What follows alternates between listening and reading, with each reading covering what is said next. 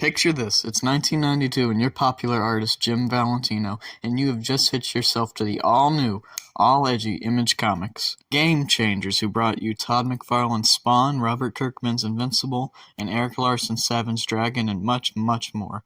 But it's not enough to just stand amongst these giants, you have to stand out. But how? You ponder this question for like hours and hours until suddenly you're blessed with the answer, the $1,000,000 idea, the next big hit, the next Batman, the next Spider-Man, the next Goku, and this masterwork of fiction is Batman, but he has AIDS. This is the story of one of my favorite guilty pleasure comics, ShadowHawk. Now, before I dive into the story of the booty-fuck Batman known as Paul Johnstone, I'd like to point out that old Jimmy Boy here hates his own character. Now, I ain't gonna delve too much into this or the creation behind ShadowHawk. I just want to talk about the story within the pages. But pretty much, Jim would rather be writing Guardians of the Galaxy, Spider-Man, Wood God, The Last Cockbender, pretty much anybody that isn't ShadowHawk. That's because ShadowHawk wasn't some project made out of passion by Jim. This was him trying to more or less cash in and match the style of other popular books that time. But enough backstory, let's start talking about ShadowHawk. Now, the first arc of ShadowHawk, it's okay. It's one of the arcs of all time. It exists. It's a very basic mystery surrounding this new vigilante who's appeared in town snapping criminals' spinal columns. Fucking awesome gimmick, by the way. Good job, Jim. And the supporting cast as they all try to uncover who ShadowHawk is whilst our titular hero deals with a superpowered protection racket. Its biggest problem is it feels like the story is being rushed so it can get to the next arc. Characters are introduced and after being cleared of any suspicion of being ShadowHawk get almost completely written out of the story. Meanwhile, Hawk gets into conflicts that require all focus to be shifted away from the mystery. Because it's so rushed, it actually ends in the next arc where we discover that ShadowHawk is disgraced DA Paul Johnstone, who's forced to confront the effects of his violent actions when he's confronted with a copycat vigilante who's been killing black people. At least he ponders it for all about 5 seconds, and then that gets immediately thrown away so he can fight the amazing Bulk. But hey, I'm getting ahead of myself. I've introduced things that I don't even want to talk about yet. That's my bad. So let me start with saying what I like about this arc. Now that I've stated all the things that I dislike, I would definitely say the best part would have to be our villains. They're low-level superpower types, not trying to take over the world, just trying to make a quick buck. Most of them have been hurt directly by ShadowHawk, with Vortex's brother here being one of his victims, and Arson being turned from dude in a lame suit to walking fireball via a skirmish with ShadowHawk. There's a real sense of camaraderie between them all as they struggle with day-to-day routines as well as forming stronger bonds, dealing with dudes like ShadowHawk and this one fucking loser with a dumbass name.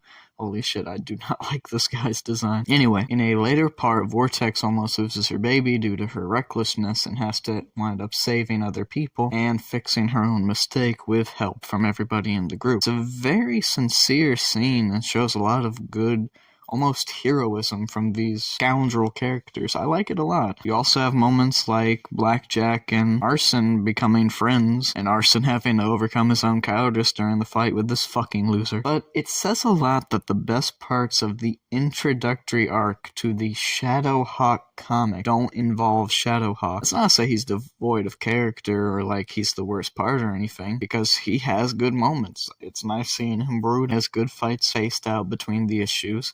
And hell, he even gets outclassed by characters like Savage Dragon and gets a chance to showcase his fierce determination that becomes a very strong point in the much, much, much weaker final arc.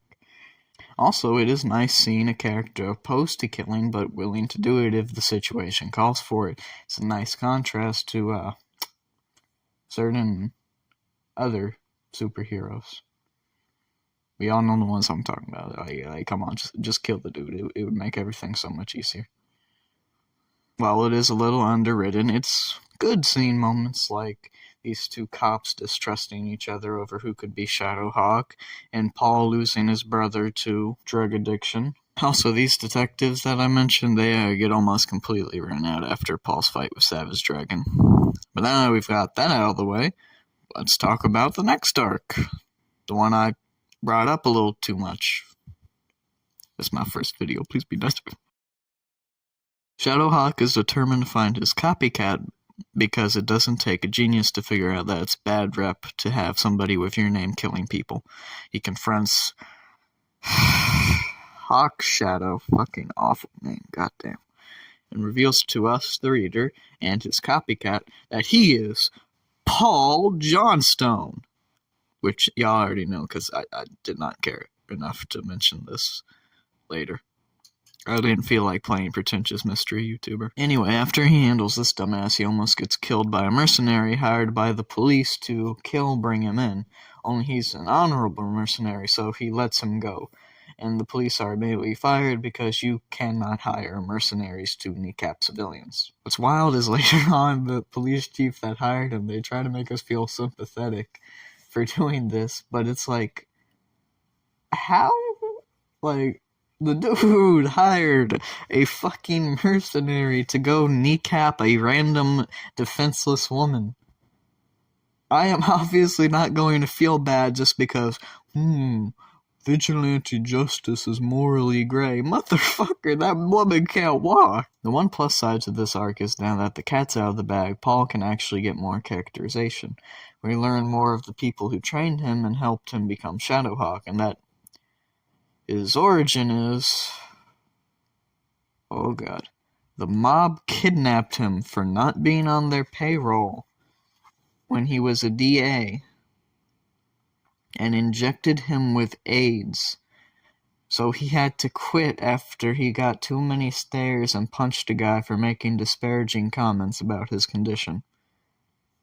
Yeah, it's about as dumb as it sounds and creates a major issue where outside of Paul's stunning determination and bravado, which I'll get into later, I'll get into it, he's very one-note, almost always doom and gloom about his condition, never talks about anything other than AIDS, crime, death, killing, or dying of AIDS. Now, granted, that is an important part of his character, he's going to mention that stuff a lot, but it's almost every single thing he talks about. You never really see him get a chance to relax like other superheroes, like, say, Spider-Man or Batman. Hell, even the Punisher got more chances to relax than fucking Paul does. I make him sound a little worse than he is, but I want to get back to the actual story beats and we'll touch up on what I like about him later. And, credit where it's due, ShadowHawk was published at a time where it would be a daring decision to have a character be HIV positive, considering there was so much stigma and misinformation about disease. Jimmy Boy here even posts a letter page where he debunks some contradictory ideas about the disease and posts more information about it. It's very admirable, but personally, I think it's a little bit cowardly to have Paul be injected with it by villains rather than get it the way most people would get it. You know. Sex! I mean, he already had enough of a reason to hate crime with his DA job forcing him to see the worst in humanity, and his brother tarnishing the family name with his drug addiction. Having forceful AIDS injection by two random thugs be his primary motivation for stopping crime feels really, really forced and, just stupid. This arc wraps up with a battle between the Protection Racket and Hawk, as well as a battle against an alien kidnapping ring, which has something to do with a random throwaway issue earlier. Hawk acts like a really strange hypocrite in this, because earlier he was completely fine with destroying this alien, but now that Vortex wants to do it after it threatened the life of her child, he's all like, no, all life is precious, but he's never usually acted like that before. In fact, if he believes that, he really shouldn't go around snapping people's spinal column. Anyway, after a big fight and some nice melodrama between Vortex, her baby daddy, and Blackjack and the group, and ShadowHawk himself, the best part of the series, the villains, leave the title. It's not the most well thought out arc, especially after how underwhelming the mystery arc was, but it is nice to have Paul get a chance to have so much character after being a blank slate for so long. And the focus on the villains this arc was welcome. It was nice. Besides, the best part is the next arc is actually the best arc. Unfortunately, it also ties into the worst. Throughout this video, I've tried to avoid mentioning the art, wanting to save it for this part specifically because, in my opinion, this is not only the best ShadowHawk story, but the best art with ShadowHawk. Now, don't get me wrong, ShadowHawk in general has very strong art. Valentino's clearly inspired by mid-70s Bronze Age Marvel artists, and it really shows with his approach to drawing the city, characters, and action sequences. There's some moments where it really feels like it came right out of, say, Shang-Chi or Iron Fist with Hawk's martial arts prowess. And there's some really great imagery during his battle with Hawk's shadow and a flashback to his forced age injection. God, I hate saying that. In fact, I'd say that issue alone has some of the best art in the series. After that, we also have some guest artists like Rob Liefeld come in during the run. But images of ShadowHawk, drawn by Keith Giffen, most known for co-creating Lobo, has this really dynamic, messy quality to it that really helps sell the brutality of the action. Very unique in a title whose art almost seems to be shifting from extreme to extreme with each issue. The vibrant colors, unconventional sound effects, and panel layouts make this free-issue arc possibly the highlight of the entire series. Every punch and kick feels really weighty. There's this huge sense of menace to the main villain Paul goes up against because he really is hard to take down. And surprisingly, the art works really well for somber moments too, like our finale. The story itself isn't half bad either. It pits Hawk against this Hulk Deadpool sort of guy. I don't know, I don't care about him outside of this, and neither did Image apparently, as he tries to protect mob boss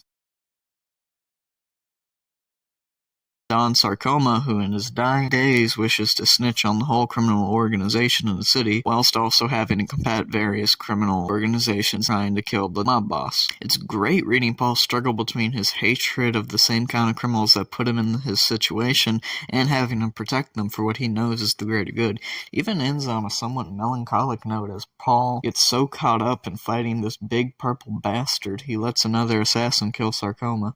It's shocking and somewhat profound seeing Paul lose after struggling so defiantly against all odds. I would go so far to say it's a poignant commentary on Paul's own terminal predicament. That and Trencher, our main villain for this 3-issue arc, is really good. He's a little more offbeat and we get some interesting dialogue between him and the psychic entity that possesses him.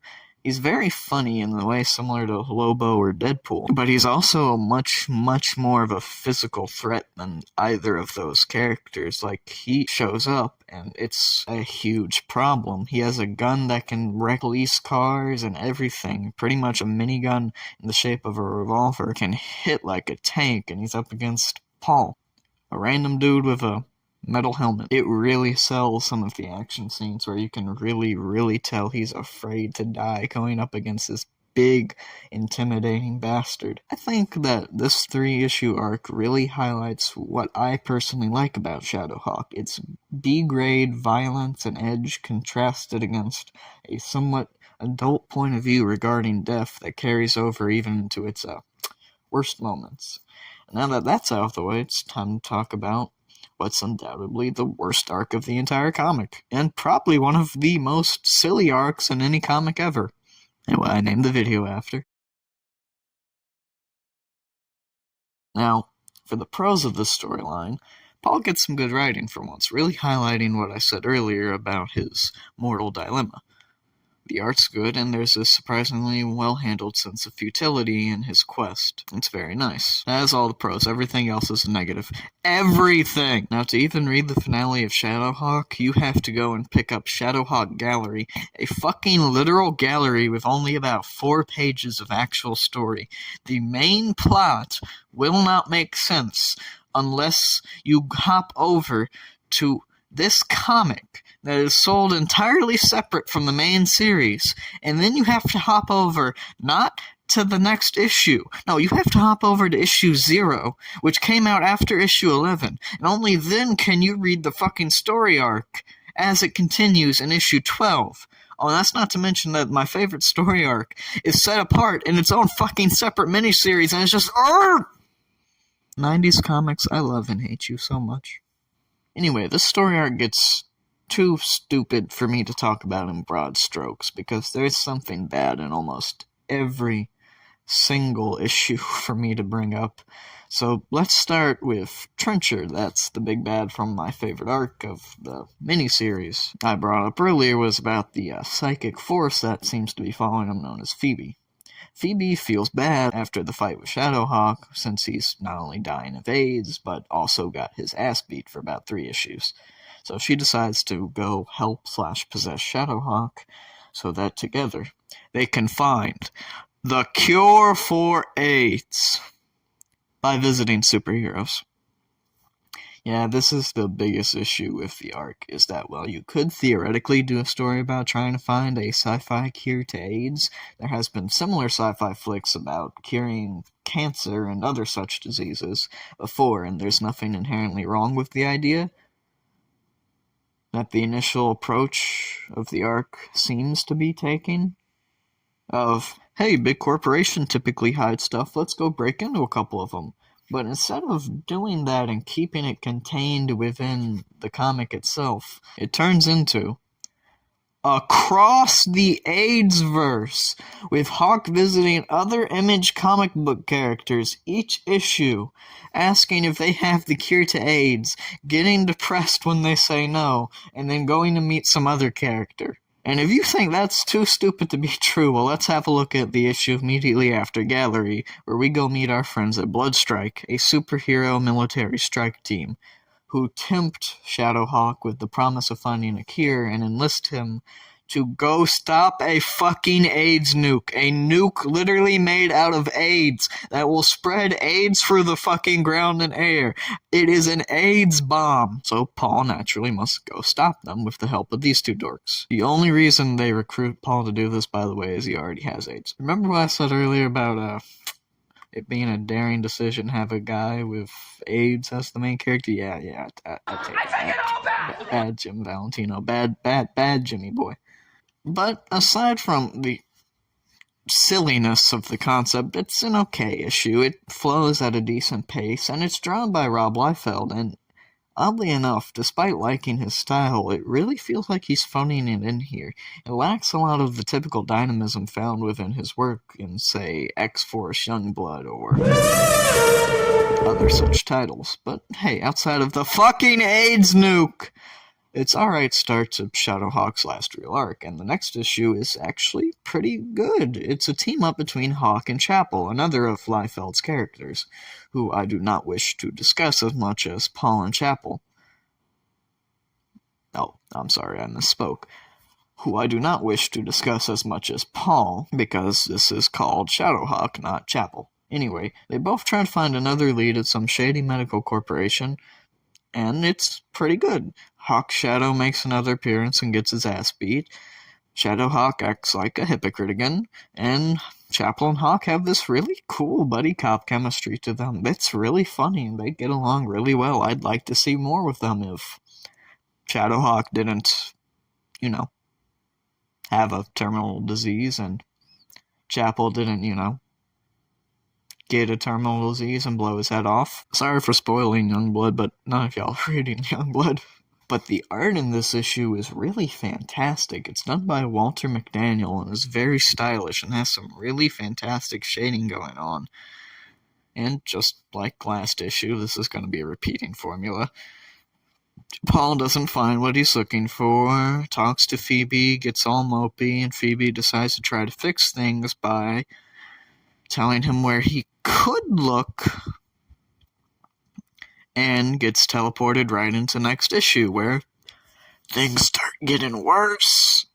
Worse! As I already said, this arc's biggest issue is that it's all crossover bullshit. Just non-stop crossover bullshit. This is the type of story that could have really worked better as just a solo-contained story kept just between the main cast of ShadowHawk. But because this is not that story, this is into the AIDS-verse, we have to deal with the entire Image universe all running into him. And this time, he gets to go meet in the middle of a harbor for some reason the Wildcats. Who are the Wildcats? Great Value X-Men. Why is he meeting the Wildcats? Why, to get a kick-ass robot body so we won't have to worry about curing AIDS. Robots can't get AIDS after all. Only this stroke of brilliance fucks up for plot reasons. Literally no other reason. But before that, they try to pull out the AIDS from him with magic, only for that to also fail, because the AIDS has a demon form! Y'all, this used to be about Dollar Tree Batman, now we got motherfucking AIDS demons. Somebody call Tanjiro or something. I can't deal with this. I'm sorry, y'all. Anyway. Hawk gets his OG body back, mopes a little, takes his meds, and with help from Phoebe, my favorite non-character in all of fiction, he realizes the only thing that can work now is he has to go back in time and stop AIDS from happening. Yeah, that's the next big plan to do that stupid turkey movie, but with AIDS instead of taking turkey off the menu. Anyway, Phoebe uses her plot no jutsu to transport him to 1963 to meet some boring Alan Moore characters, and discovers that AIDS was actually an invention by ex-Nazi supervillain Comrade Cockroach.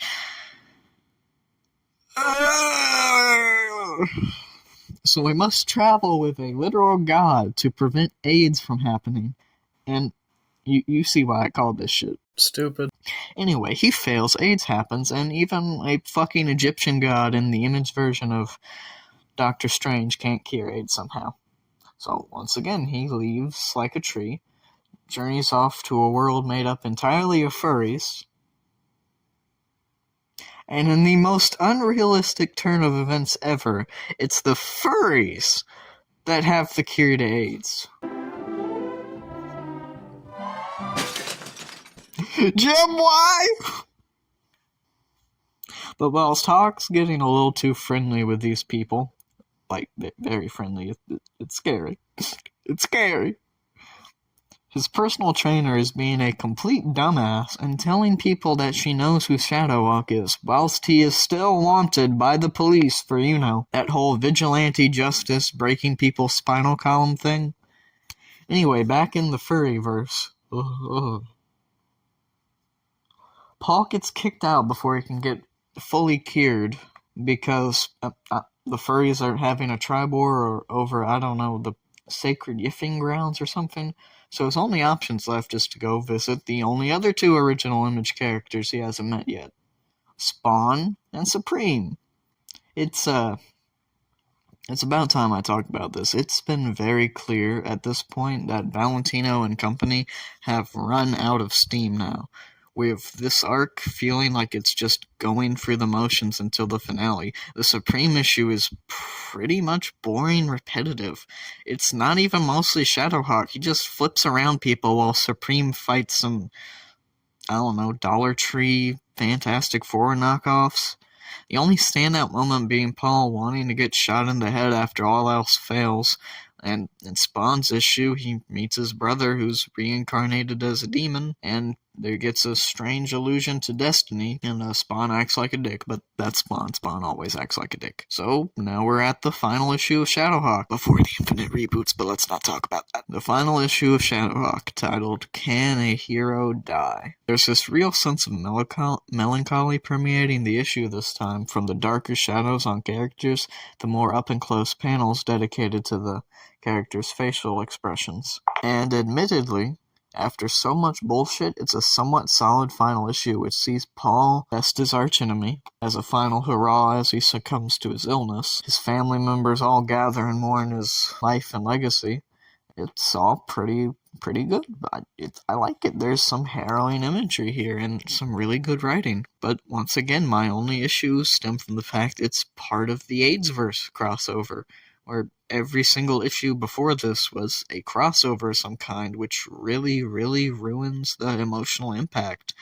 And this especially becomes true when the end fucking teases a sequel of sorts with someone else stealing the ShadowHawk costume. But that's it. That's ShadowHawk. A violent, fun, well-drawn, messy little attempt at making a new Batman for a new age. I, for one, kinda wish there were more series like it. In a time where comic books are either generic battle shonen number 42734932489, or a mediocre movie tie-in, or hot garbage, it's nice going back, read a book that, as trashy as it is, wants to discuss in the most humane manner possible themes such as loss, death, our legacy, and what we leave behind. I genuinely feel like we could learn something from this era of comics where mature topics were often contrasted against over-the-top dynamic action. I believe we could really get something out of it that we're sorely missing, or at the very least get some entertainment value out of a crappy YouTube video by a first-time YouTuber. That's all I got for y'all. Peace, y'all. Have a nice day.